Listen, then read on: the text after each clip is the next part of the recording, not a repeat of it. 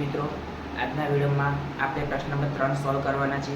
તો વિડીયો ચાલુ કરતા પહેલાં હજી ચેનલને સબસ્ક્રાઈબ ના કરી હોય તો જલ્દીથી ચેનલને સબસ્ક્રાઈબ કરો અને નોટિફિકેશન પર ક્લિક કરો કે જેથી કરીને આપણે કોઈ પણ વિડીયો મૂકીએ તો સૌથી પહેલાં તમારી પાસે આવે। તો આજનો વિડીયો ચાલુ કરીશું।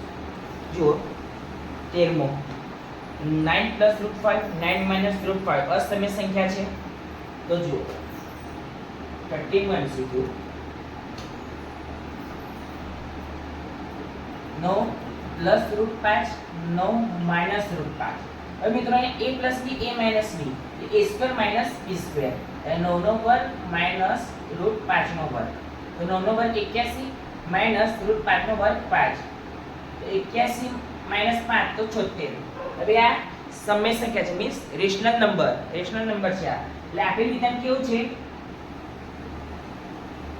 ખોટું। એવું લખ્યું હોય કે સમય સંખ્યા છે તો આપેલ વિધાન કેવું આવે? સાચું।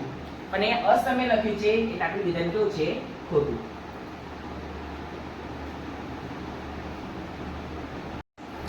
ચલો મિત્રો આગળ 14મું n ઘાત વડે બહુપદીને મહત્તમ n+1 શૂન્ય હોય છે। તો મિત્રો આપેલ વિધાન કેવું છે? ખોટું। કેમ ખોટું?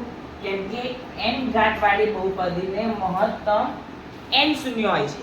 જો અહીંયા એવું આપ્યું હોત કે n ઘાત વાળી બહુપદીને મહત્તમ n શૂન્ય છે તો આપેલ વિધાન કેવું આવે? સાચું। પણ અહીંયા લખ્યું છે કે n ઘાત વાળી બહુપદીને મહત્તમ n+1 શૂન્ય છે એટલે આપેલ વિધાન કેવું આવે? ખોટું।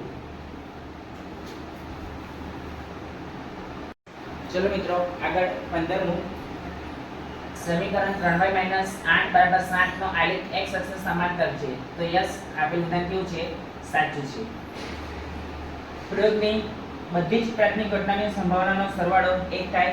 યસ 1 થાય। આપેલ વિધાન કેવું છે? સાચું છે। અહીં આપણું પ્રશ્ન 3 પૂરો થાય છે। નેક્સ્ટ વિડિયોમાં આપણે પ્રશ્ન 4 જોઈશું।